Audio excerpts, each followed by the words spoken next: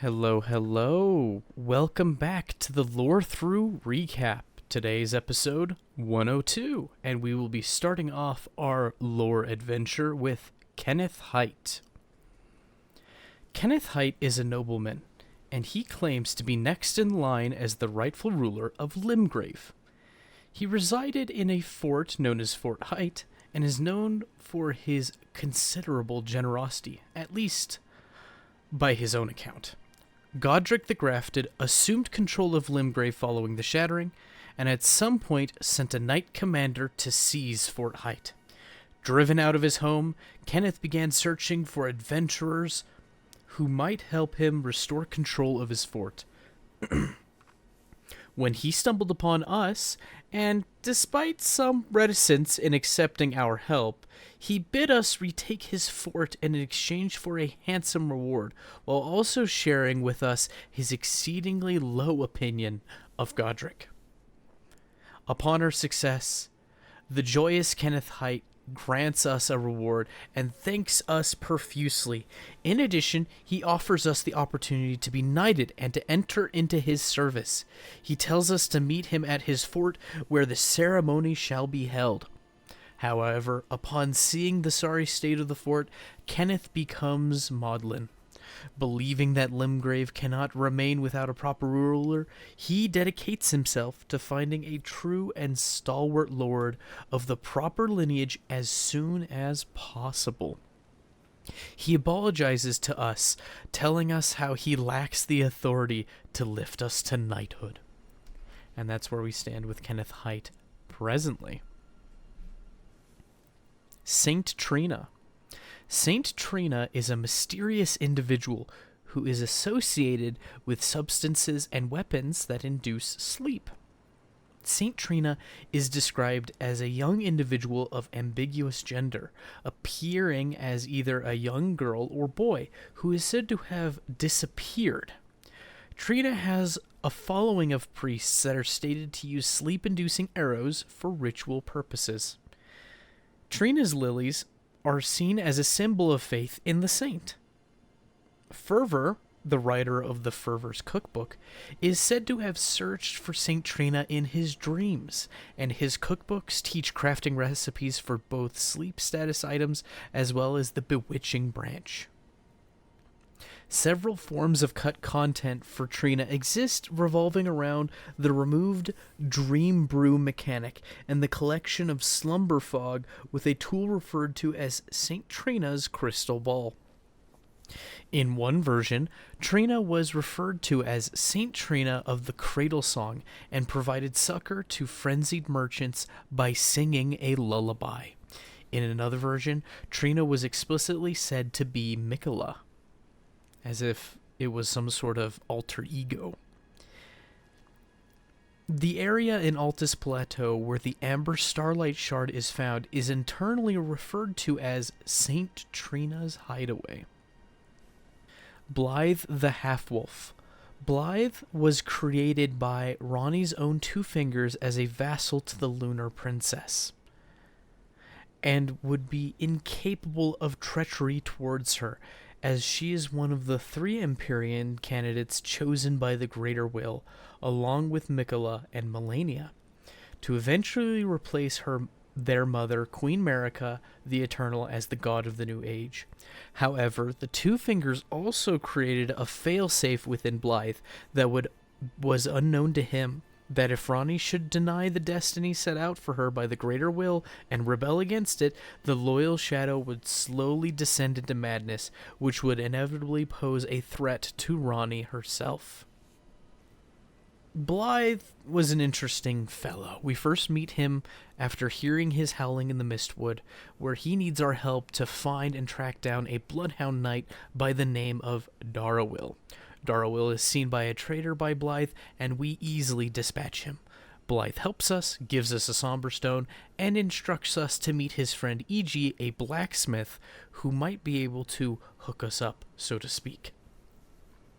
Later along our trek, when we run into Ronnie behind Carria Manor, Blythe helps us have some ideas about where we can make our way to Necron to fulfill the Lady Ronnie's wishes.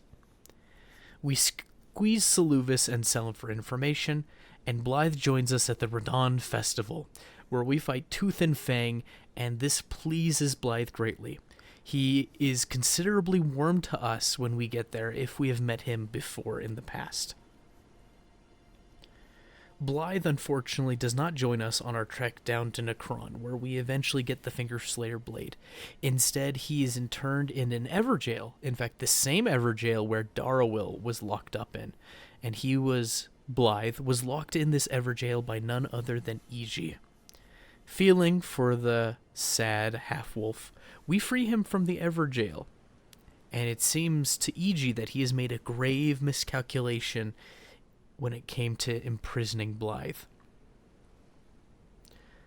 It's not until after we make our way through Necron, Noxtella, the Lake of Rot, the Grand Inner Cloister, as well as the Lunar Plateau, where we complete many of Ronnie's various requests, and we return to Ronnie's Rise to see a maddened Blythe, driven absolutely crazy by his inherent programming instilled in him by the two fingers upon his creation.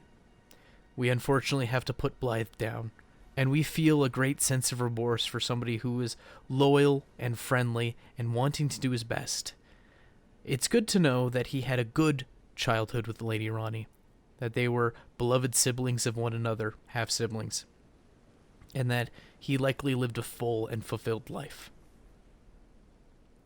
Yura, the Bloody Finger Hunter. Yura is a warrior who dresses in a garb reminiscent of those who come from the land of reeds. He is a self-proclaimed hunter of bloody fingers and a prior associate of Eleonora, the Violet Bloody Finger, whom he likely had strong feelings for. While resting by Agheel Lake in Limgrave, we meet Yura. Yura warns us to stay away from the lake where the mighty dragon Agheel roosts. He will, however, offer his aid in hunting Agheel, and if we are able to slay the beast, he will inform us of the Dragon Communion Chapel and warn us about the dangers of seeking out the power of dragons. When we are ambushed by Bloody Finger Neris, Yura intervenes to help us kill him. Yura then makes his way to the Academy of Rhea Lucaria, where he is paid back for helping us. The payment method? Jolly cooperation against the Ravenmount assassin. He then warns us about Eleonora, describing her as the deadliest of all Bloody Fingers. Yura manages to track her down to the Second Church of Marika in the Altus Plateau, where he engages her in combat. Yura manages to slice off one of her fingers, but he receives a mortal wound in return. As we stumble up to the scene, Yura begs Eleonora to no longer yield to the cessblood before dying. There we not only get the Nagakiba katana with the Ash of War piercing fang, but a fight with the Violet Bloody Finger Eleonora, and the opportunity to avenge Yura. She drops for us the Purifying Crystal Tear, a mix-in for the Wondrous Physic, said to purify the curse from Moog. But we have already fought him, and we weren't cursed during that fight. Perhaps that wasn't the end of Luminary Moog. Patches the Untethered. A Tarnished who leads a group of bandits operating out of Murkwater Cave in Limgrave. Patches is a nomadic and free-spirited individual with a proclivity for tricking people and robbing them of their possessions. We encounter Patches in Murkwater Cave when he accosts us after we open a treasure chest, supposedly with his personal effects. After a brief fight, Patches surrenders and offers his services as a merchant. He reveals that the bandits that he leads are former foot soldiers from a defeated army. Later, Patches moves to Liurny of the Lakes, setting up camp in the Scenic Isle. Here we find Patches again, and he imparts knowledge about the abductor virgin below the Academy of Rhea Lucaria, which he claims is enchanted with a spell of transportation which will send one straight to the base of the Erd Tree. In reality, the Virgin Abductor's spell sends unwitting adventurers to the subterranean Inquisition chamber on Mount Gelmir.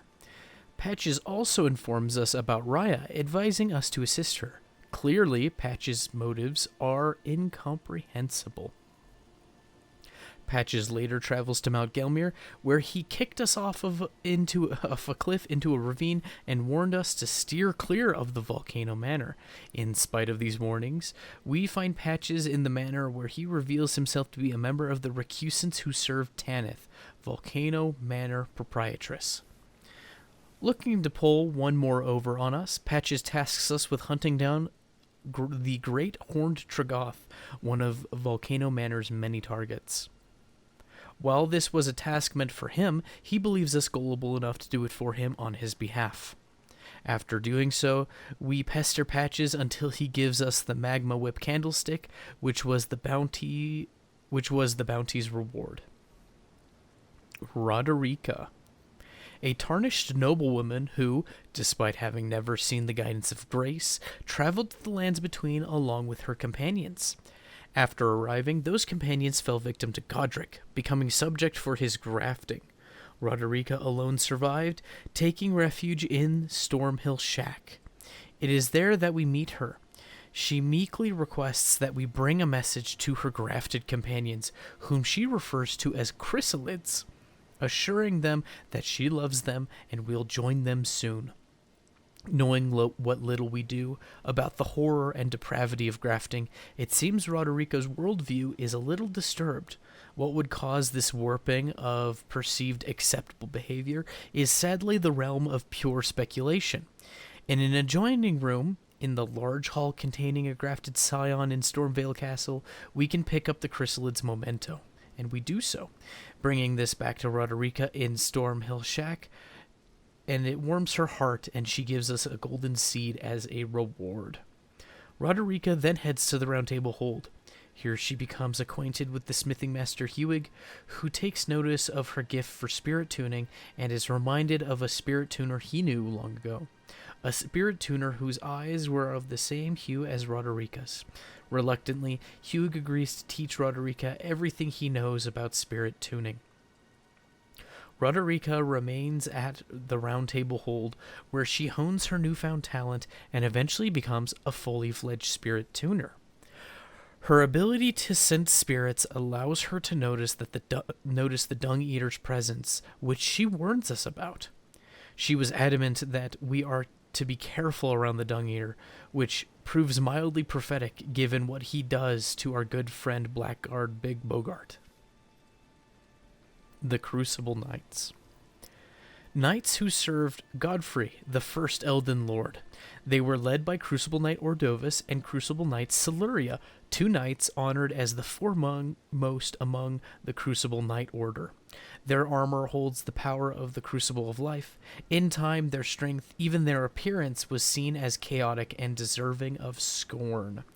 According to the closed network test description for the Ordovus Greatsword, there were 16 Crucible Knights of Godfrey. Knight Bernal. If you recall, Knight Bernal is a tarnished merchant who sells a number of Ashes of War at the Warmaster's Shack in Limgrave. He asks us if our faith in the guidance of grace holds firm, despite the collapse of the Golden Order. When we join the Volcano Manor, we meet again with Bernal, but this time he'll introduce himself as Recusant Bernal. After assassinating the first couple targets commissioned by Lady Tanith, Bernal invites us to join him in his hunt of Vargrim, the Raging Wolf, and errant sorcerer Wilhelm at the fortified manor of Landell. Unlike Patches, Bernal recognizes our efforts and gives us the contract's reward after we complete it. I wonder if Tanith simply had great faith in Bernal's ability to win a 2-on-1 fight, or if she was setting him up to fail. Deathbirds and the Twin Bird. The Twin Bird is portrayed as a two-headed bird with half red and half blue or black plumage. The Twin Bird is said to be the envoy of an outer god and the mother of the Deathbirds. Its whereabouts are unknown, and only its offspring are seen throughout the lands between. The color of its plumage may be alluded to by the red and blue feathers on the red and blue feathered branch sword talismans used in ancient death rituals before the age of the Erd Tree. Deathbirds are gigantic decaying birds with encrusted corpses over their body. Their purpose was to tend the ghost flame by raking out the ashen remains of the dead from their kilns. Because of this, they were called graveyard firekeepers and used to be widely active before the Erd Tree existed. They are regarded as malevolent deities by some. Small specters can be seen inside the wings of the deathright birds wielding small spears. Iron Fist Alexander. Alexander is a living jar who travels the lands between, honing his strength in order to become a great warrior. Alexander was created to be a warrior vessel, and the remains of many great warriors reside within him. He originally came from Jarburg, a hidden village of living jars in Liurnia of the Lakes. However, he vowed never to return, claiming that the path of the champions must be trod alone. On his journey to become a great champion, he seeks out Redmane Castle in Caelid, following rumors of a festival of combat. On his way to the festival, he crosses our path multiple times, often requiring our assistance to get out of potholes. Alexander finally gets the chance to participate in the Radahn Festival, a brawl between several champions and Starscourge Radahn. Alexander survives the ordeal, however, and he suffers damage to his body and is forced to hide for the remainder of the battle. Initially bashful, he shifts his outlook to be undeterred. He replenishes himself with the bodies of the mighty warriors littering the battlefield, vowing to grow even stronger. Next, Alexander travels to Mount Gelmir, hoping to temper his body in the sea of fire such that it would never crack again. Finding the lava to be lukewarm and insufficient to strengthen his vessel, he sets his sights upon the mountaintops of the giants, seeking out the Flame of Ruin. At some point in time, Jarrite the puppet expresses the desire to be the innards of a warrior jar. Said warrior jar tells Jarrite that he needs to work harder and then he'll come back for him. Creepy. D. Hunter of the Dead and D. Beholder of the Dead. Darian, more commonly known as D. Hunter of the Dead, is a Golden Order fundamentalist. Darian has a twin brother by the name of Devon, who was also called D. While Darian and Devon had different minds and bodies, they shared a single soul and were reviled as cursed beings. The twins found sanctuary in the Golden Order, the only institution to accept them.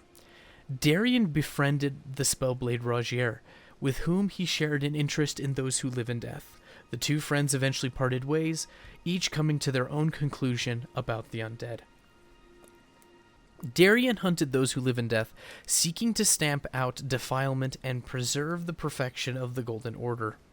Darian encountered and became an ally of Gorenk, who bid him to weed out the death root, a plant which caused the emergence of those who live in death, so that Darian might feed it to Gorenk. Following the traces of death, Darian came upon Summonwater Village, where a Tibia mariner was dwelling.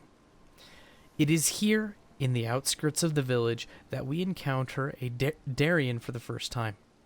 He warns us to stay away from the village, and after we defeat the mariner and weed out the death root, Darian offers us a deal, to take his place as Gorenk's servant in exchange for Gorenk sharing with him the strength of beasts. With other matters to attend to, Darian relocates to the Round Table Hold. After we take him up on his offer, he declares us his brother in arms and teaches us fundamentalist techniques wielded by the hunters of the dead. This is where his story intersects with Fia's, which we've already gone over. Fia gives us a dagger, asking us to find its rightful owner. After that, we then show Darian the dagger, and he offers to return it to its true owner. Shortly thereafter, Darian is murdered by Fia. Traveling deep below ground to the very roots of the Erd Tree, Devon, Darian's twin brother, came face to face with the Prince of Death himself. The encounter appears to have nearly shattered Devon's mind, as he came to dwell in the Siofra Aqueduct, barely able to speak. When Darian was murdered by Fia, we decide to deliver the twinned armor to Devon. Seemingly acknowledged that Darian had died, but still barely able to speak, Devon gathered himself and upon request helps us clear the way to the Deeproot Depths. After Fia is given the other half of the curse mark of death, allowing her to lay with the Prince of Death in order to produce a rune of death, Devon will finally find her and kill her. We find Devon gloating and taunting the Prince of Death, cursing him and the murdered Fia. Having avenged his brother, Devon declares he has no more regrets and prays for the honeyed rays of gold to deliver his spirit so that he may once again look his brother in the eye. Geraint the Beast Clergyman. Geraint is a hulking bestial clergyman who resides in the bestial sanctum of northeastern Caelid. Long ago, his terrifying ferocity earned him the name Death of the Demigods. Presently, he seeks Deathroot, a product of the Rune of Death, which spread throughout the lands between following the murder of Godwyn the Golden on the Night of Black Knives. Geraint consumes Deathroot, although it does not appear to sate him in any way. We bring any Deathroot we find throughout the world to Geraint, and we are given access to bestial incantations in exchange. Geraint uses a weapon called Cinquedea, which is based off of a real-style Italian weapon, usually used by civilians for self-defense, not by their military. And it seems that it was mostly used for self-defense and used by civilians because it had such a broad blade that made it a great canvas for flexing on people with lesser Cinquedeas. We find a miniature version of the Cinquedea behind the bestial sanctum.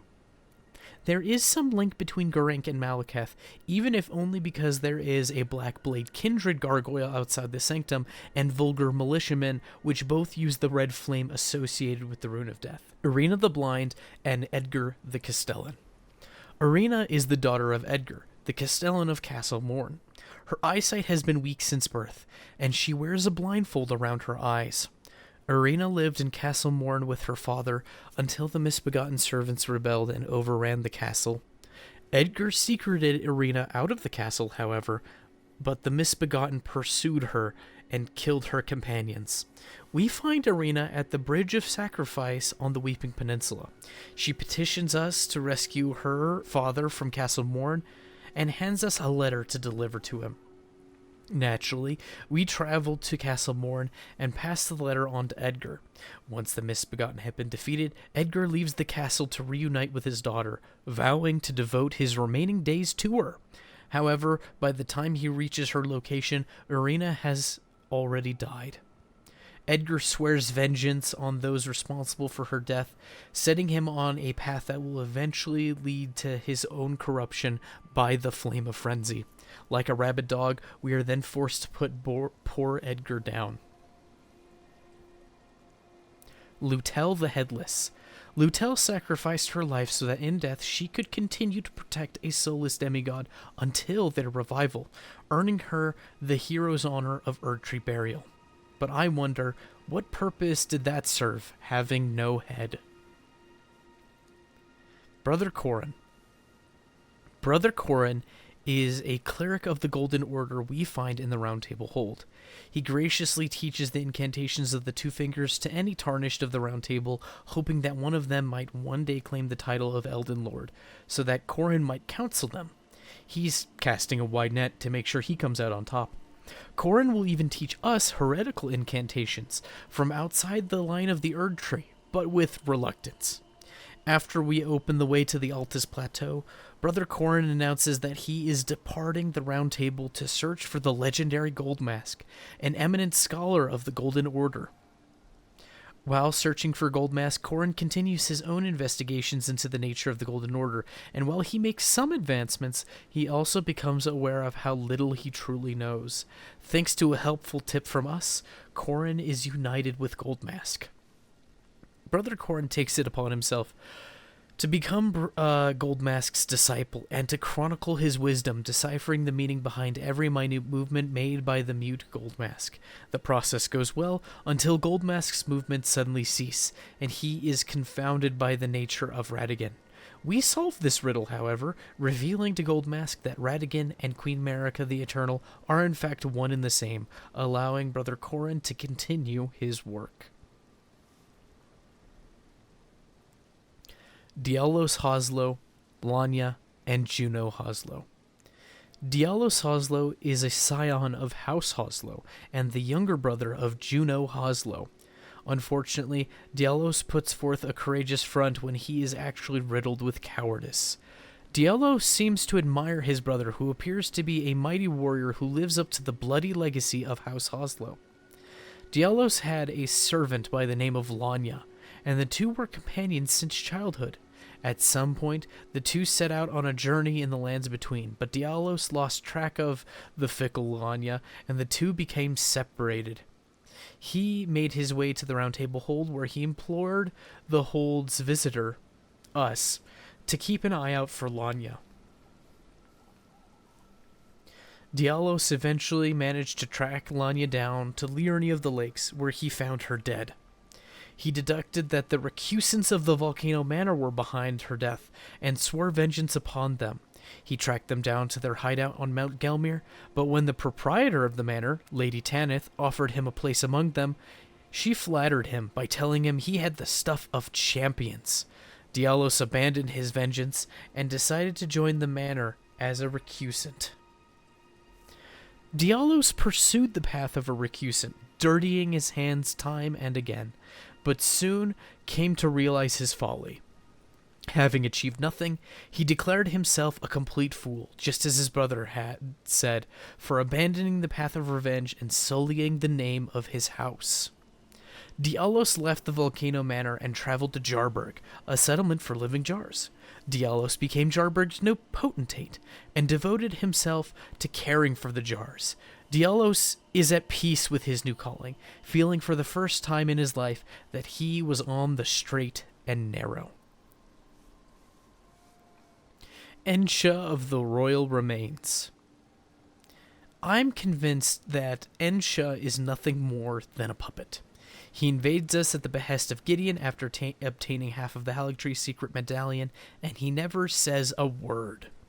He kind of enters and leaves the stage quietly, and simply because of Gideon's previous interactions with Seluvis, I think it would make sense if Gideon had a puppet of his own, though, given that he derides Seluvis as being a dolly botherer, perhaps he would want to keep Ensha's identity as a puppet hidden. Then again, maybe Ensha couldn't enter the Round Table Hold without being tarnished. Smithing Master Hewig. Hewig is a misbegotten blacksmith. That's not a play on words. Misbegotten is the name of his species, which isn't very charitable. He is a prisoner of the Round Table Hold, tasked with smithing weapons for the tarnished. His duty, given by his deity, is to smith a weapon to slay a god.